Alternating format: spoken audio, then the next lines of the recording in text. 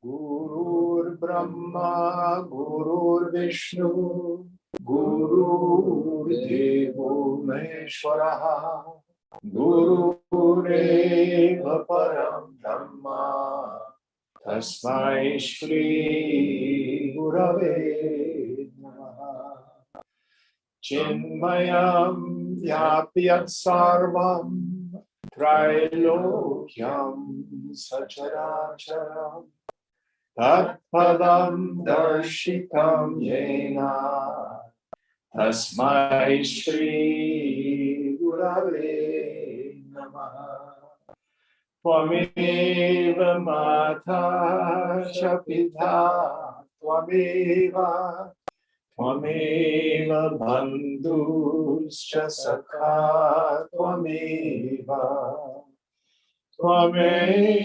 Vidyadrahnam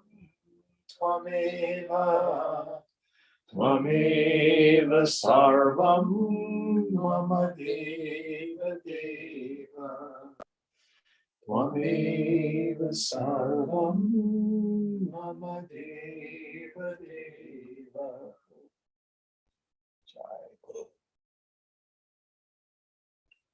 Yata sarvani bhutani pratibhanti sthitani cha yatraivo bhashamam yanti tasmai satyatmane namaha.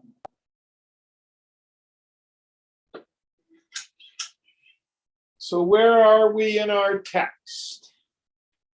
I have a starting section 4, verse 142 on page 264. Oh dear, I just did it now. We might have a new person that has joined the class, Jim.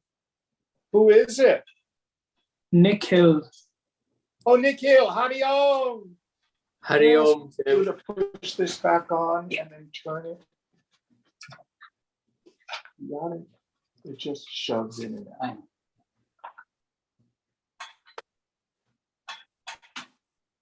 Groovy, thank you. All the way up? Yes, please. All the way up.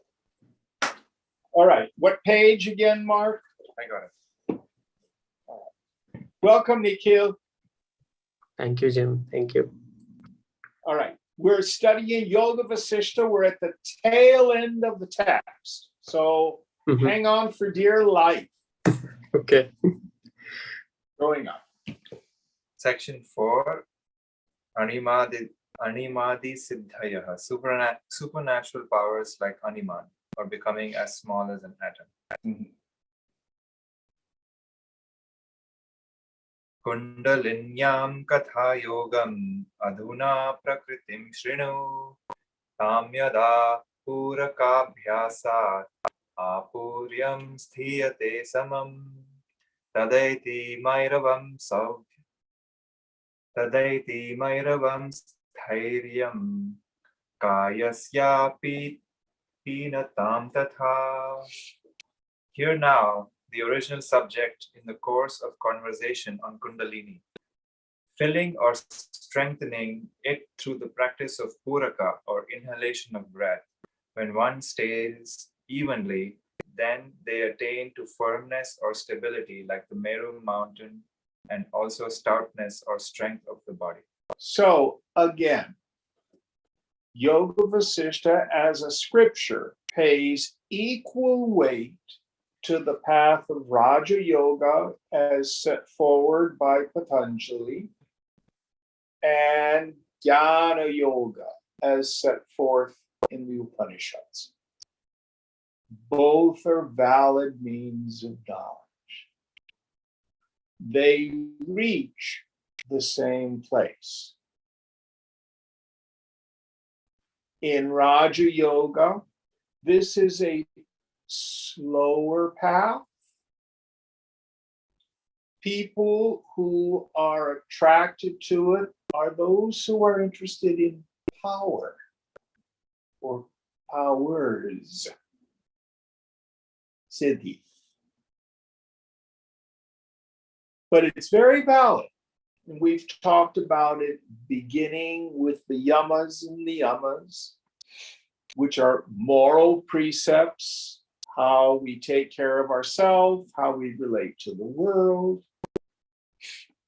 Asana can be incredibly important, especially if we have held a lot of stuff in the body. Let's draw a parallel. So those of you who have done the Goenka retreats, when you have a pain or an itch or something come up in the body, what do they say that it is? Some past complexity. Sankara is the word they use, is it not? Sanskara. Say it a little louder so they can hear you on the Zoom. Past. Past complexity. Yes. So what Goenka is talking about is this mind-body connection. It's not even really a connection. The body is the grossified form of the mind. The mind is the subtle form of the body. It's like an iceberg. See an iceberg? 1/10 of it is above the surface of the water. 9/10 is invisible. So there isn't really a Cartesian mind-body split. The mind and the body are the subtle and gross form of the same thing. Any thoughts on this? It's a very non-Western way of looking at it. But modern psychotherapy is beginning to understand it, beginning to see that our fundamental, deeply rooted attitudes can cause us to get sick or recover slowly. I'm not talking about psychosomatic stuff. I'm talking about people really having honest to goodness illnesses. Now, one of the things that yoga does is reverse that process. So asana and pranayama in the very beginning work on getting rid of these knots, these tensions, even where the fascia is connecting and stuff like that to the body. If you have a good hatha yoga teacher and they take you through all this stuff, you can get enormous physical healing, but it also works on the mind. Do you have anything you want to share with us, since we have a bona fide yoga teacher here tonight?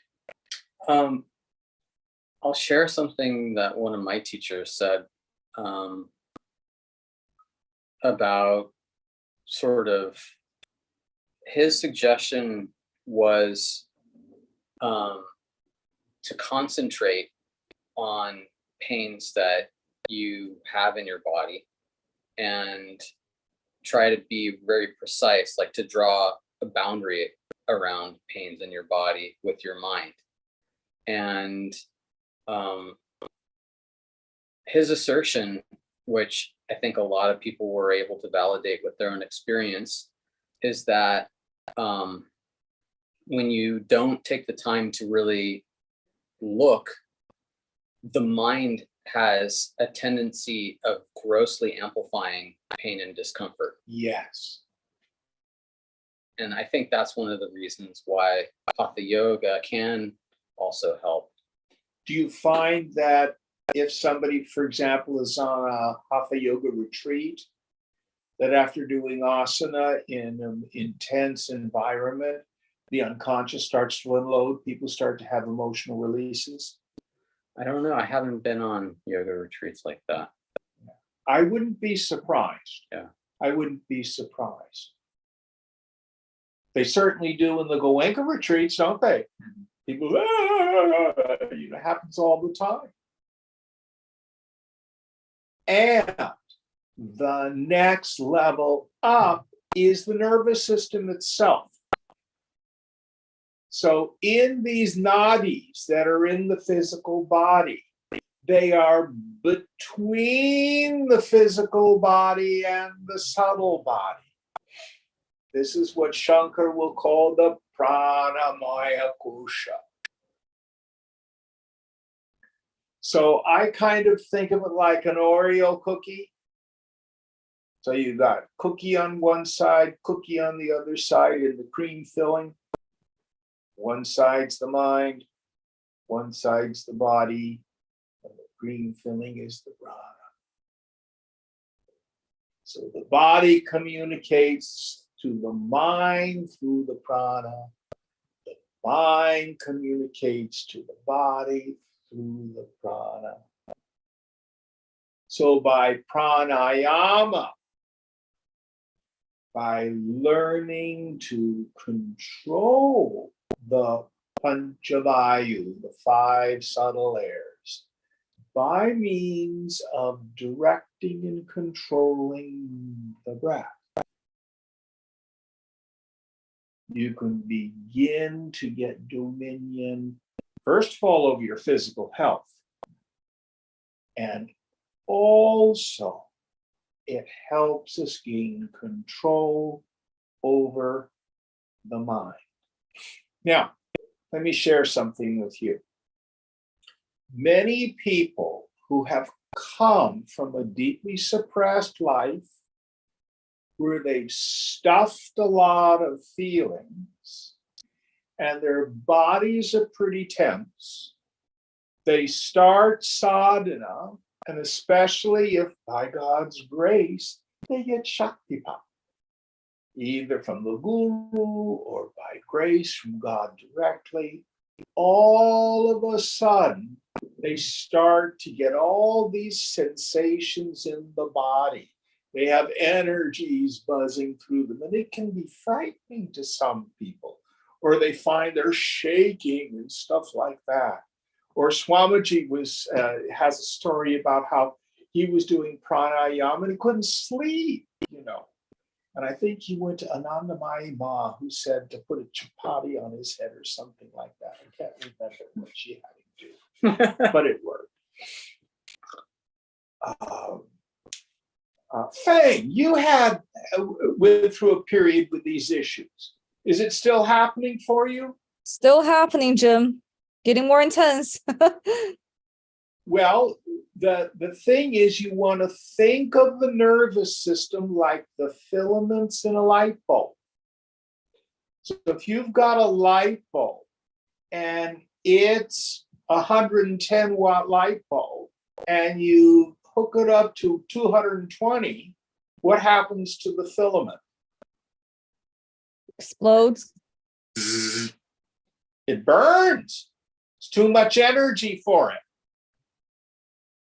So in the beginning, for many of us, we'll get all this energy running through the body, and it can be frightening, and it can be upsetting, it can be disquieting. Who's had that experience at times in their meditation? I have. Yes. Some people, then their egos get involved. I'm having spiritual experiences. Woo, woo, woo, woo. Well, I have news for you. It's an indication of how gross you are.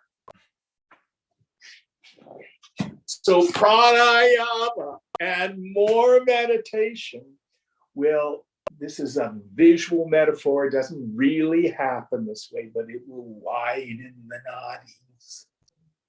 So energy can move through without disturbing the equipment. Don't worry. Just don't get too attached to it. Don't try to stop it. But the mother, the divine mother, Mother Shakti, is doing her work.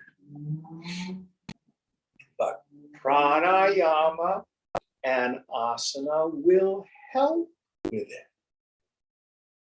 Because it's designed to work not only on the physical body, but on the energy body itself. Do you have anything you want to add to that? No. I can remember in the old-timey days, we'd go down to the Muktananda ashram, and people would get Shaktipat from Baba Muktananda, and they were like at a holy roller charismatic church. They'd be shaking and rattling like this. Yeah, fascinating to watch. And then ego says, "Look at me, I'm having a spiritual experience." And you are. It's fine. It's energy. But after a while, you will find you can sit in stillness and empty the mind. And enormous amounts of Shakti will come through. And it doesn't disturb. Very still. Now, riffing a bit on what Daniel was saying. In the old-timey days, there was this fellow who was doing consciousness workshops called Werner Erhard, and it was called the EST training. I don't know if any of you are old enough to remember EST. I went to a training once. Did you do it with Werner? Yeah, I think it was him. Yeah. Yeah, Yeah. I did. I did his very last one in San Francisco. It's still around. It became the Landmark Forum. And Landmark and Forum. Yeah, it's the same outfit. But one of the things Werner used to do is he would ask if anybody in the audience had a headache. And he'd have them come up on stage. And then he would sit them on the stool and he'd say, "Well, where is the headache?" It's in my head. No, specifically where? Well, it's like above my eyes. There's one side more than the other. No, it's just right on my forehead. Well, how big is it? Well, it's about 4 inches. Does it have a color? Well, it feels like it's brown. And, he would keep bringing their attention to the actual direct experience of the headache over and over again. And within 10 minutes, the headache was gone.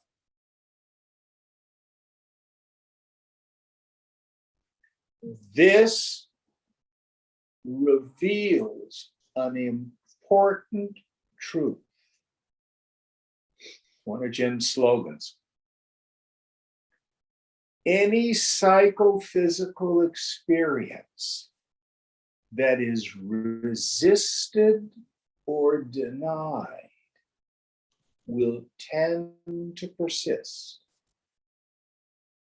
Any psychophysical experience that's fully experienced without resistance, without judgment, tends to dissipate.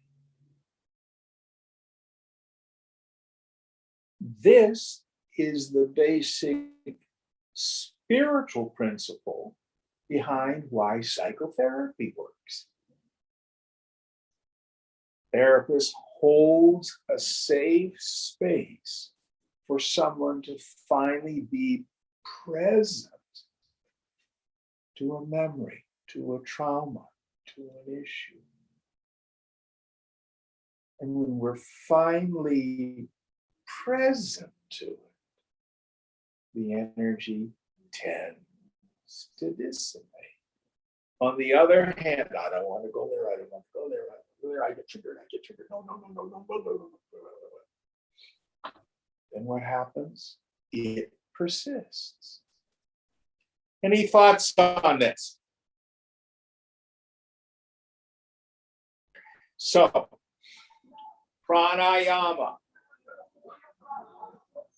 Initially doing samasana, followed by pranayama. As you get into the more subtle practices of it, which have to do with visualizing the flow of energy.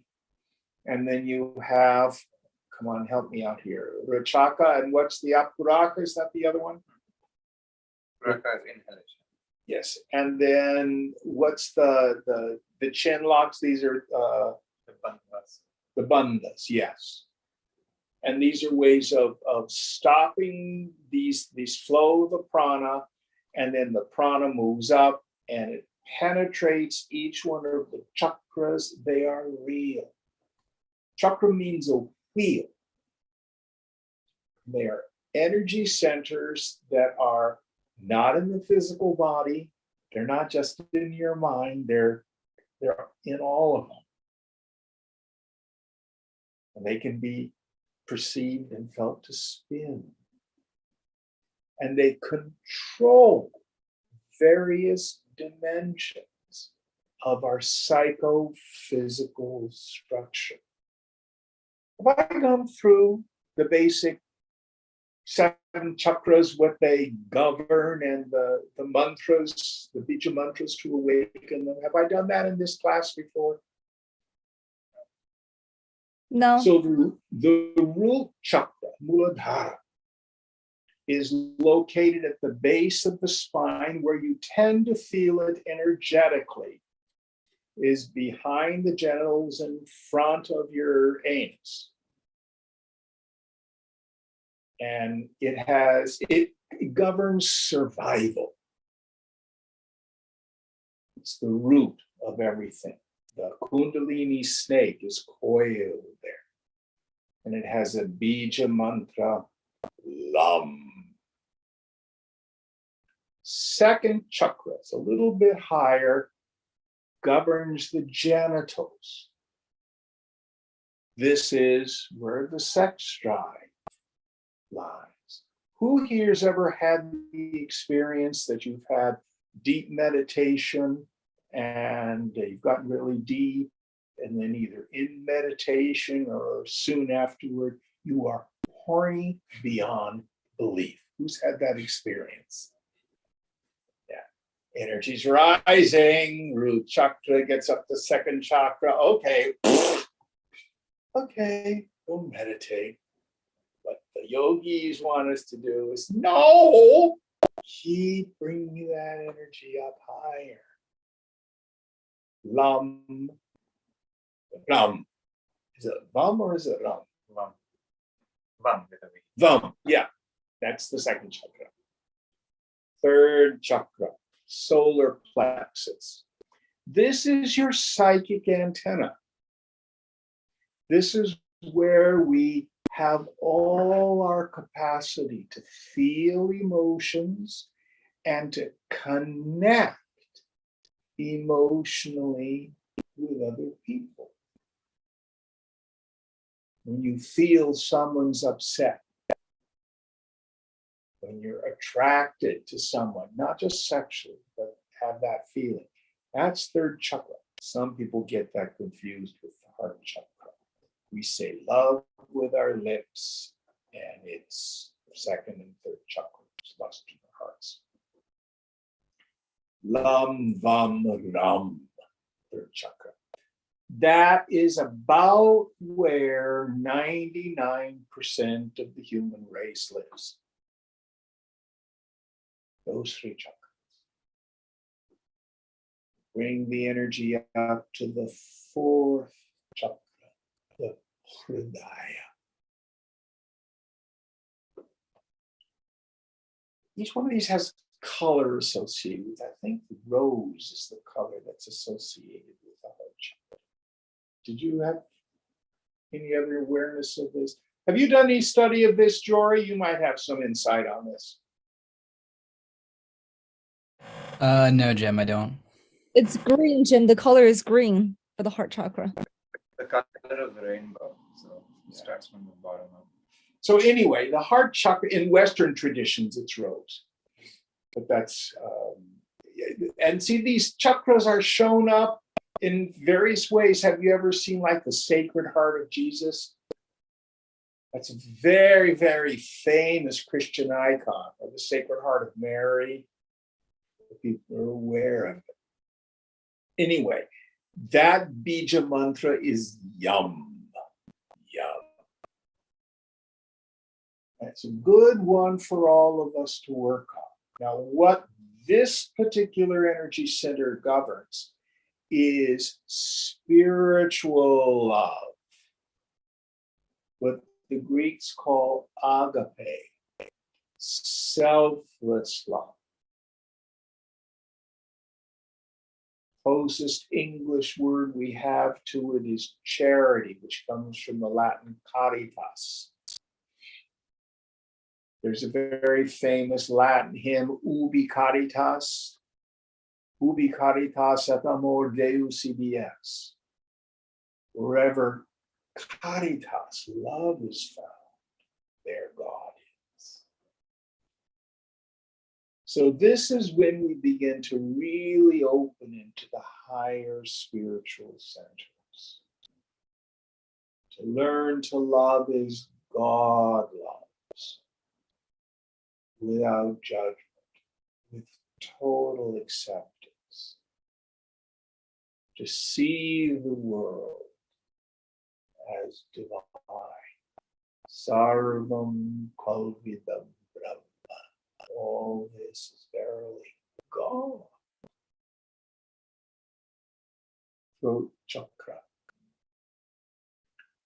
The bija mantra is hum. This is the seed of expression. It's also the seed of creativity. It's also where the power of mantra begins, sankalpa. It's a power center in that sense.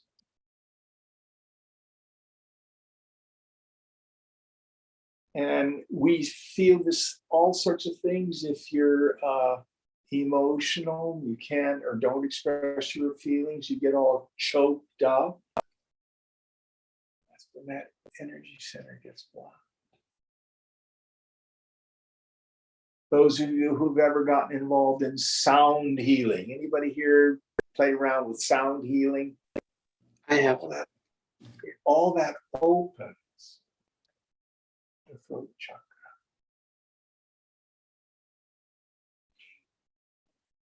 The third eye,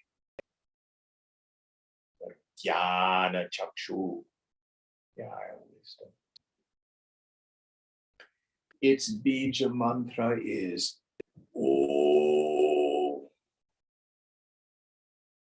And it has several faculties. First and foremost is the attentive faculty.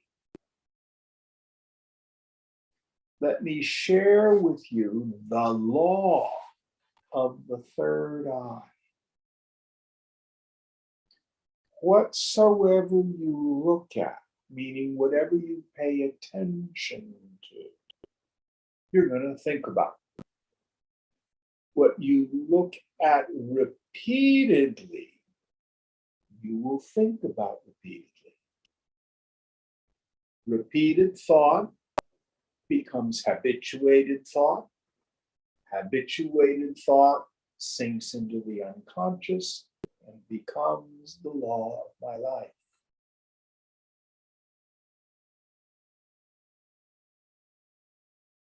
Much of the seat of will is here. You choose what you look at.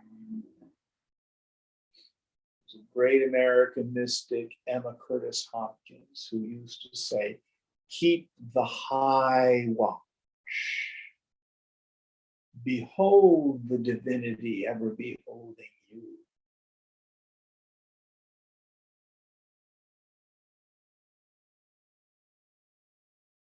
If you look at the dust, dust you will become.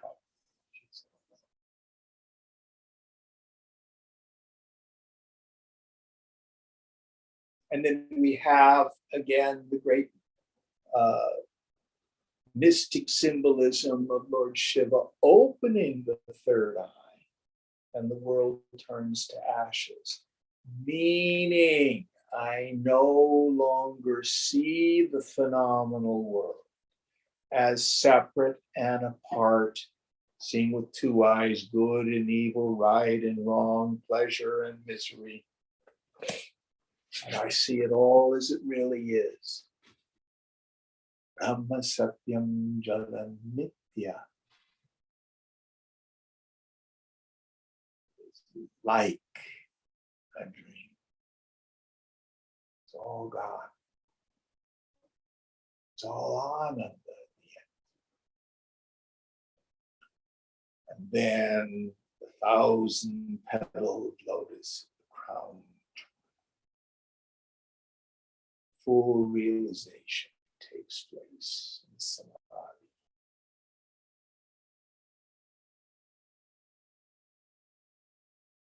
And its mantra is silence.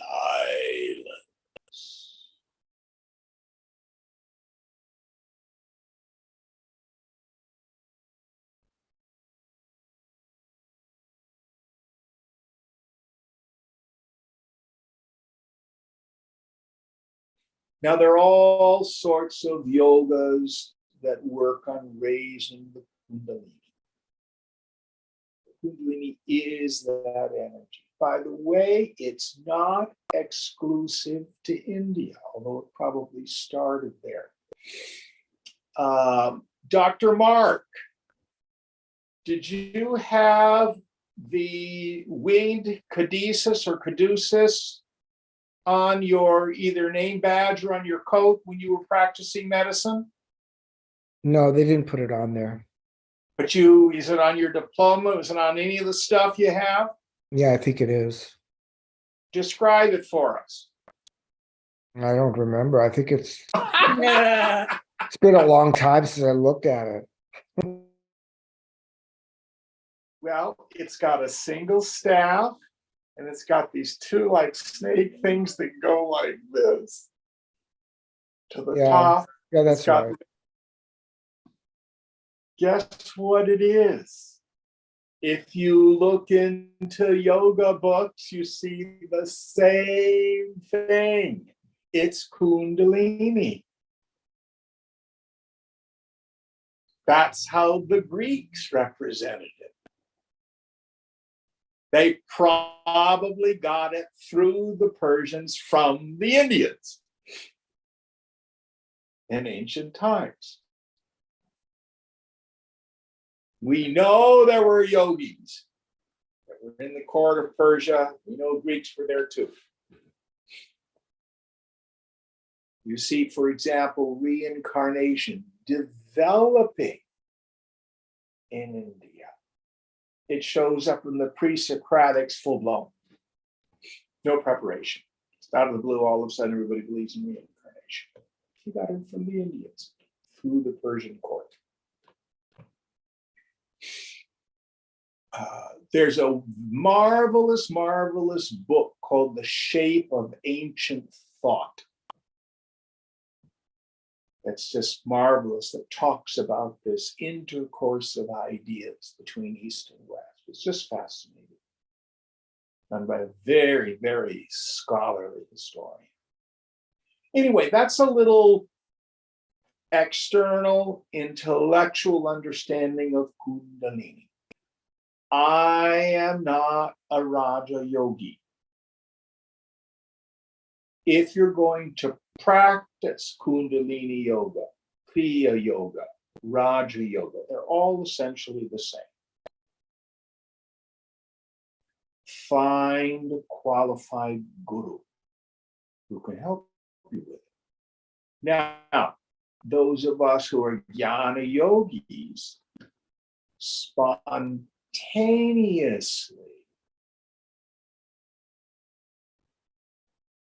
these phenomena may happen. Don't freak out. You're not going crazy.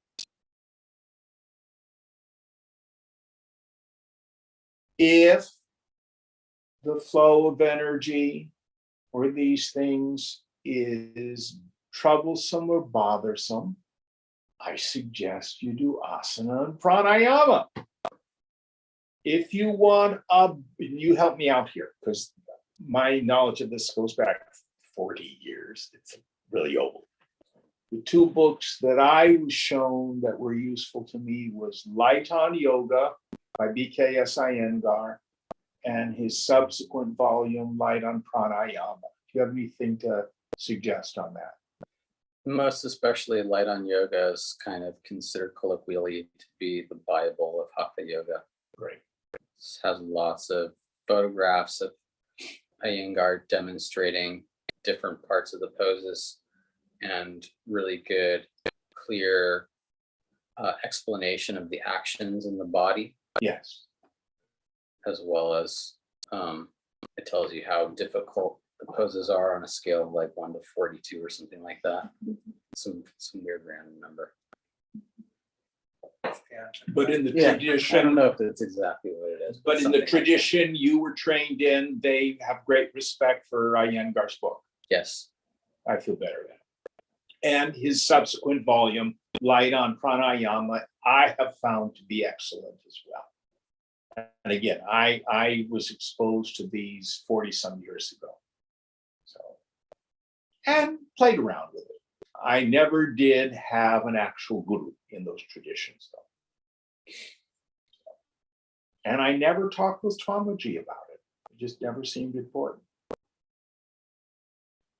All right, so this is a valid thing. Now let me tell you the traps of the Raja Yoga tradition. Those people who go do the practices, but do not practice vairagya, meaning developing a mature sense of detachment, dispassion for the world. You may huff and puff and get really, hyperventilated and high when you're doing practice. But then you still scream at your boss, and still have problems with your partner, and still get freaked out when the stock market crumbles. Why? Because there's still vasana. If we don't engage in practices that deal with the exhaustion of vasana, when we practice pranayama, the result will be what we call a jada samadhi. Jada means inert.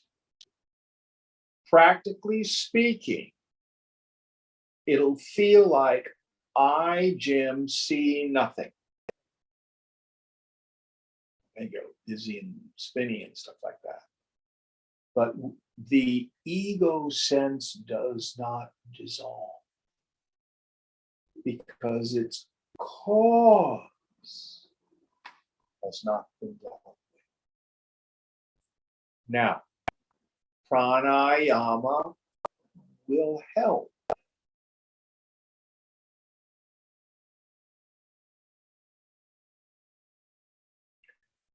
Now, in the Jnana Yoga tradition, our principal technique, who can tell me what it is? Please tell me. Tell me after all these years. Subject object. Yes. Self-inquiry, Atma Vichara. That's our primary technique. But, big but. That didn't come out right. Anyway,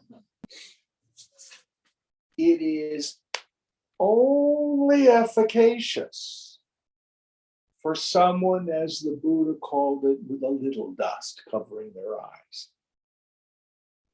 Meaning, the person has to have intense mumukshutva, an earnest and real desire for liberation, and an intense spirit of detachment. Otherwise, it just becomes an intellectual exercise, which is a little worldly pleasure for the scholar.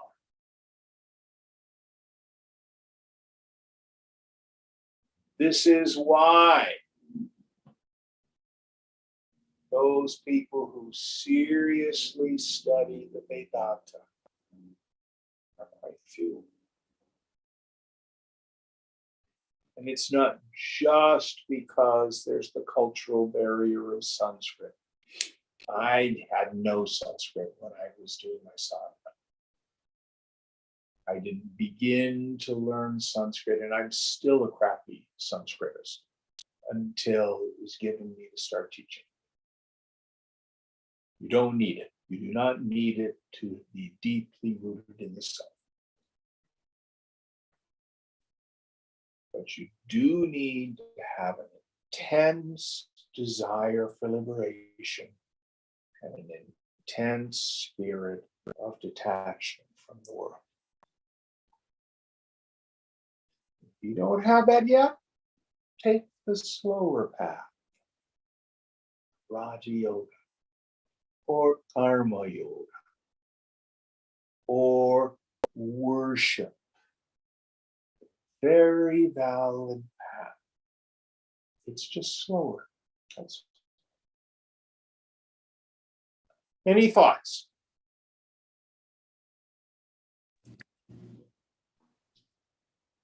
Now, Swami Chinmayananda's Diksha Guru, the one who actually gave him sannyas, was Swami Shivananda. And in the Shivananda tradition, it's called several things. The Divine Life Society is one of the titles.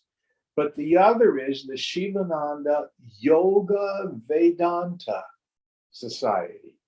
Is that how you learned it? Is that the tradition you're from? Not specifically. I made it up.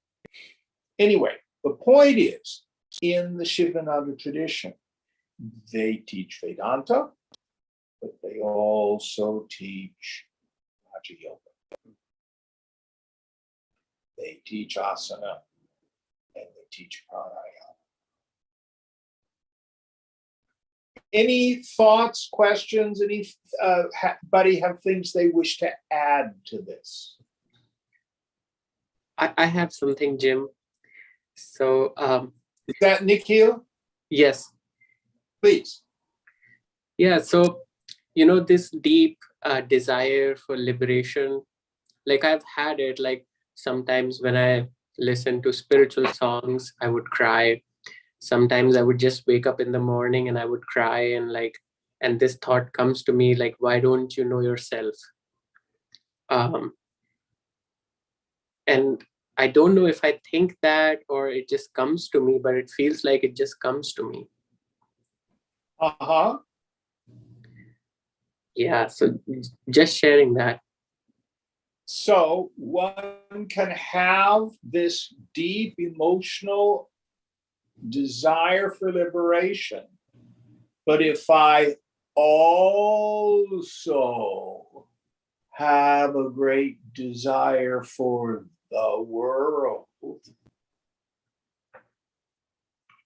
drugs, sex, and rock and roll, cash and prizes, boys and toys, girls and thrills. To use Shankara's classic metaphor of the snake and the rope. If you want to remove the superimposition of the snake, which is just your imagination, to see what's really there, the rope, it's not going to be very easy if you're spending your time kissing that snake. As long as you deeply believe. My favorite snake. You're never gonna see. Oh, it's just broke. So it takes both, Nikhil. Mhm. You need viveka, brahma satyam jagan mithya, yete gugu vinishchayaha, soyam nitya anitya vastu viveka samudharitaha.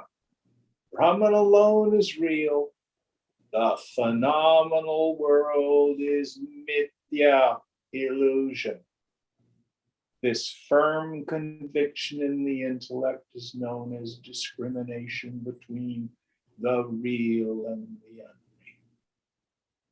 Vairagya, that desire, means we don't achieve it overnight, to give up all attachments to enjoyments gained through the senses, through the body, and that desire to let go of any personal sense of self, starting from the body up to and including the form of Brahma, the creator, meaning I think I'm an important person. I'm a godlike being. Is known as Vairagya. Or let's go to Bhagavad Gita. In the second chapter, which we've just started, at the tail end, there's the very, very famous Sthita Prajna Purusha section. I think it's the last 18 verses or so. Person of steady wisdom, Sthita Prajna, steady wisdom, Purusha.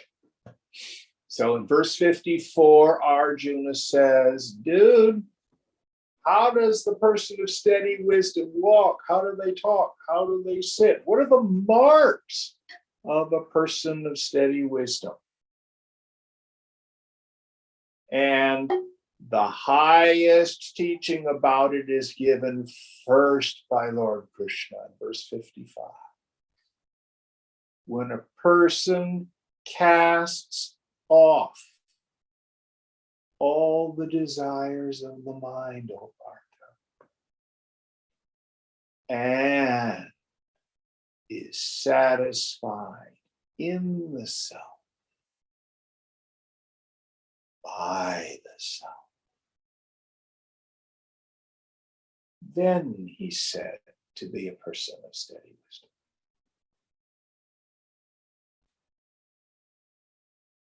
Does that make it a little clearer for you? Yeah, you were bang on. I have the same experience. I have the desire for liberation, but I'm attached to worldly things. And when life circumstances take those attachments away, then only the desire of liberation remains, and then meditation is so much easier and it comes to me. But in those times when I have Hope attachments, that continues. What tends to happen, we kind of have the metaphor, it's like little nesting dolls, or they say peeling an onion. You remove one layer of attachment and all of a sudden other stuff comes up. All right, I've been blah-blahing enough. Next, shloka. Jim, I have a question, if that's okay. This Fang? Yes, Jim. My question is this: what about Swadharma, which is that considered a type of worldly attachments? Because if you, for example, if you have a passion for your work, does that count as worldly attachment? Was that just part of your Swadharma? No, attachment for your work has to go. But But that's that doesn't mean you stop doing your work. Look at Arjuna. Arjuna does not go off to the forest and meditate. In fact, Krishna says, why are you Klaivyam? Why are you being a wimp? Why are you being a wuss? This is un-Aryan. It's not noble. Get up and fight like a man. and he starts to whine because he's all caught up in his feelings. So whatever your job is, that's where your prarabdha karma has put you. Do your job, do it with integrity, and do it renouncing the fruits of action, renouncing the sense of agency, and do it in the spirit of sacrifice, the yajna spirit. Okay. And if you do it in those three ways, then it's not really worldly attachment because you don't care about the outcome. You're just doing your work, right? You're doing the work. That's all we get in life. Thy right is to work alone, never to its fruits. That's what Krishna says in Gita. Hang on, because we're going to do second chapter, and we will go deeply into chapter 3, 4, and 5, which deals with this exactly. Okay. All right. Thanks, Jim. Very good question. All right, next verse. Yada puraka purnantar ayat prana amarutam tada samastame vedam utpla vayati dehakam itya bhasa bilasena prapyate vyomagamita. When the vital air is restrained within, after filling up through inhalation, then one floods this body in entirety with prana or vital energy. Through exercising such discipline, the power of moving in the sky is obtained. So it is through control of the prana and redirecting it in certain ways through the mind and with the imagination, we develop these siddhis, like becoming anima, smaller than an atom, moving through the sky, teleporting, levitation, things like that. Now, when Swami Tapovanam was asked about these siddhis, he says, so you want to fly through the air? A bird can do that. You want to be able to stand on one leg for hours? A tree can do that. You want to be able to sit still in the icy waters of the Ganges? A stone can do that.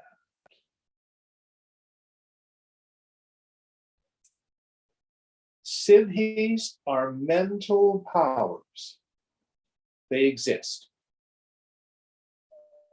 Some of them take lifetimes to acquire.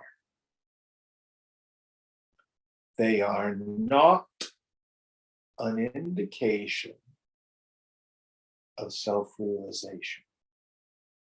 Many people get confused. They find a guru who can do miraculous things, who can bring airports out of the air, or can read their minds, or things like that.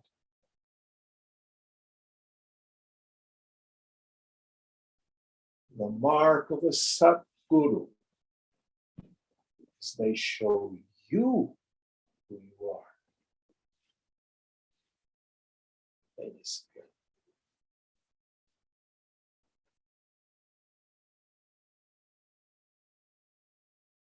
Next verse.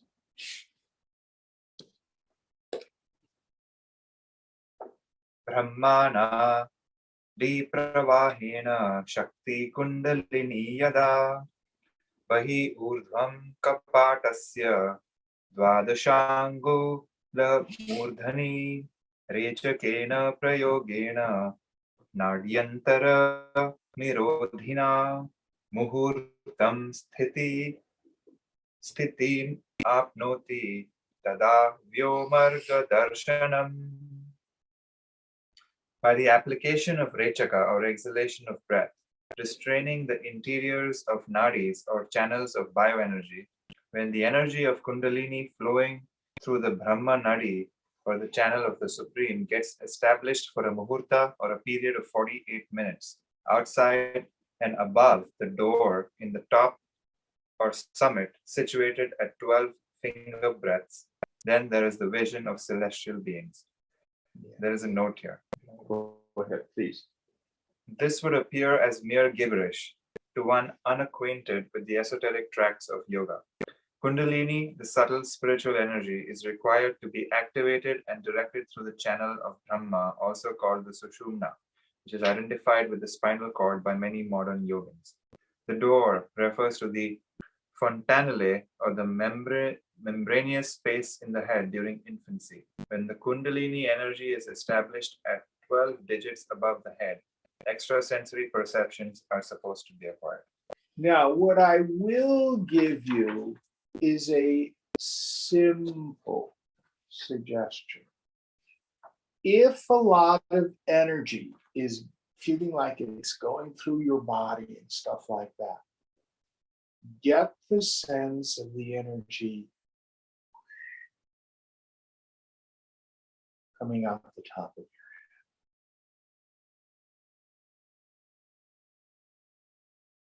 your head. Rather than having the energy get stuck in some place in the body, it's kind of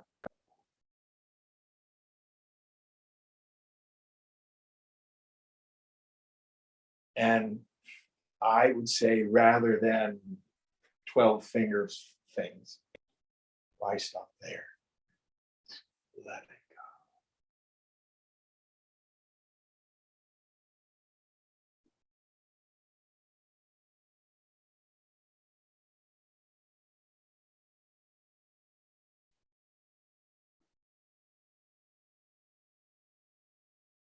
But the guru within you will teach you what kriyas you need. You will be guided, you will be led. Some people just spontaneously start to do various kriyas, various yogic actions, remembering them from other lifetimes, even if they were never taught them in this one.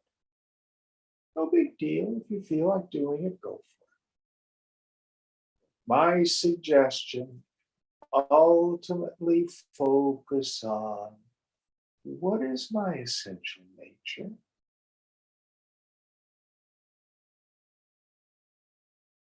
What will give you peace is knowing that you are remembered. Knowing that this world comes about like a dream.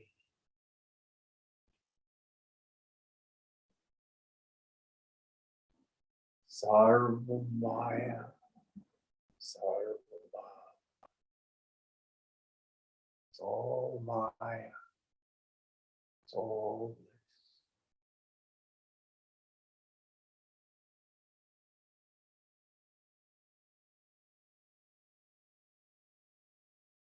The peace of abidance in the self is the Vasishtha. It's the one and only great. It's accomplishment. Adamasiddha,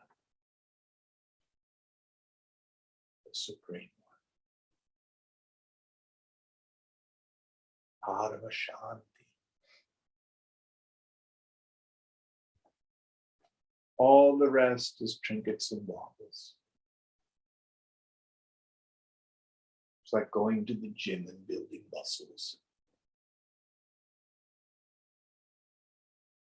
Oh, see that fellow? He has biceps. What do they call them? Guns. Oh, look at that cow. She's got a six-pack. That's all it is. Now, what happens to the Arnold Schwarzeneggers when they get 70?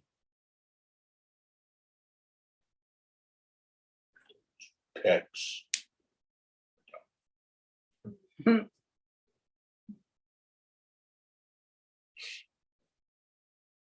So the siddhis,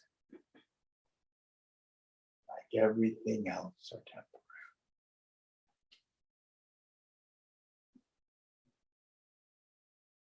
And of what good are they if you have no peace? Next verse.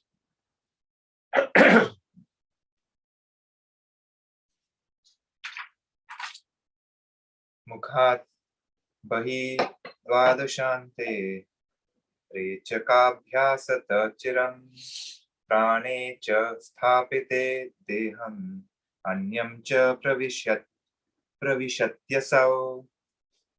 When the bioenergy is established at the end of the 12 digits outside the nostrils or the mouth, for a long time by the practice of exhalation of breath, one enters into another body.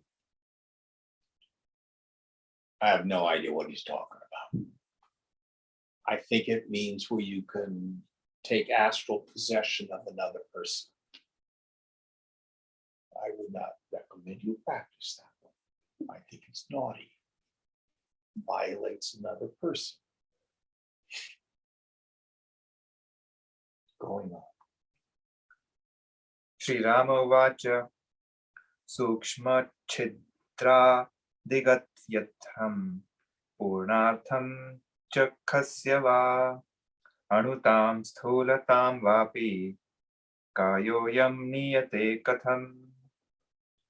Sri Rama said, for the sake of moving through small openings and the like, or filling up space, how is this body brought to or reduced to the states of the atom or a huge entity? Let me give you the theory behind this. You can do this through this various kriyas. Remember, the body that we see in this phenomenal material world is just a little bit grosser than your dream body.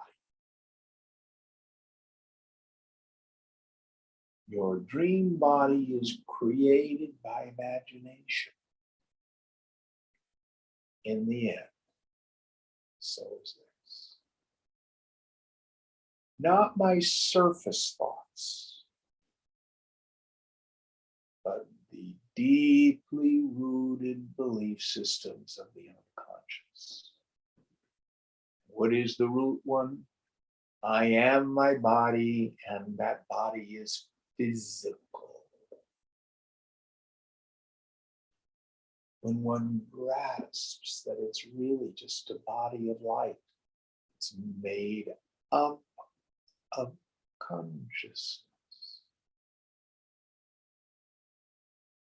It's not fundamentally any different than anything you imagine. Then the yogi can begin to have some dominion. All contingent on practices in other lives and practices in this life. It's not magic. It's the use of cosmic law. This, by the way, is why all these various healing traditions work.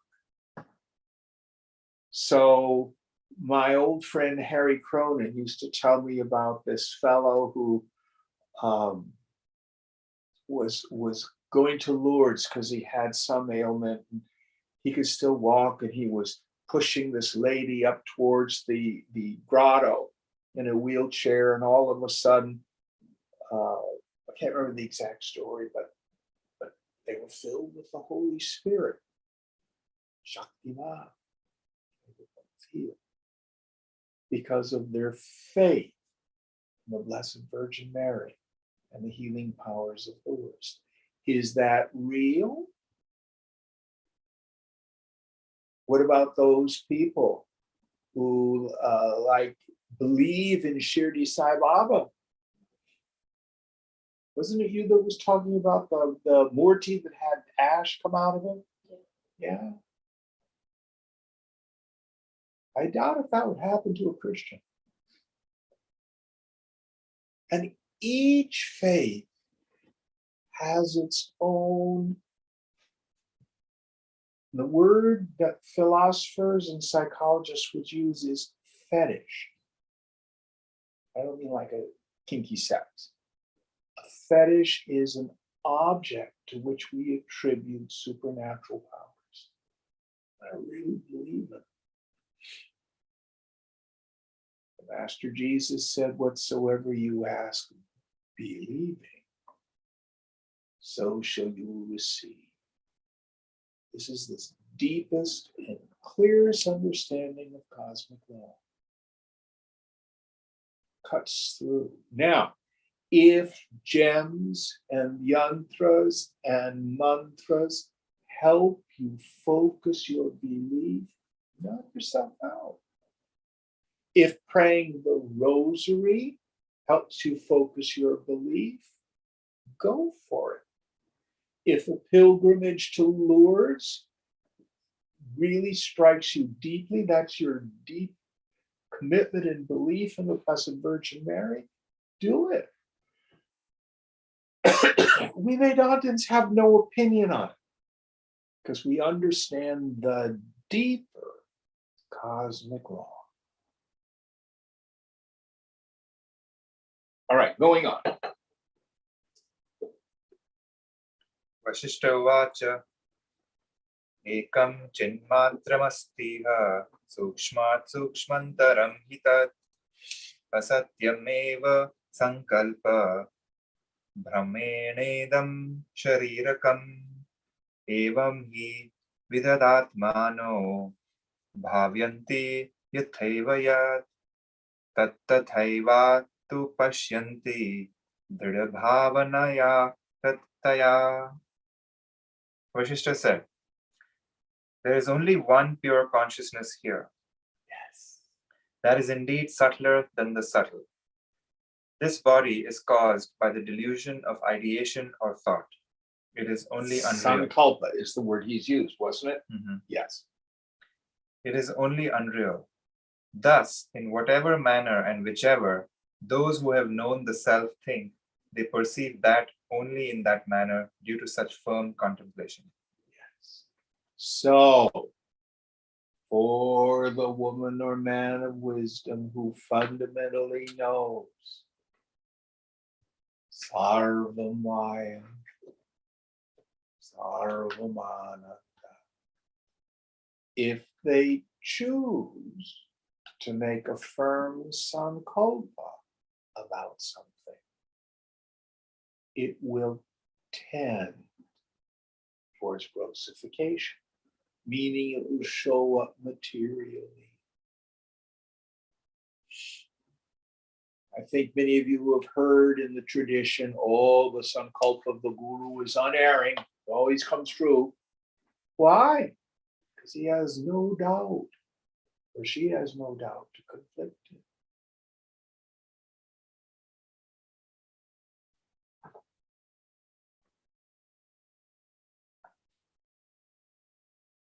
All right, I think we have to stop here and we'll finish this up next week. Any thoughts on what we've covered this evening? It's a lot of stuff that's a bit ancillary to the pure Vedanta, but it's useful to at least know that it exists. Om Purnamada Purnamidam Purnat Purnamudachyate Purnasya Purnamadaya Purnameva Vasishyate. Om Shanti Shanti Shanti. Hari Om Shri Gurubhyo Namaha. Hari Om. Om.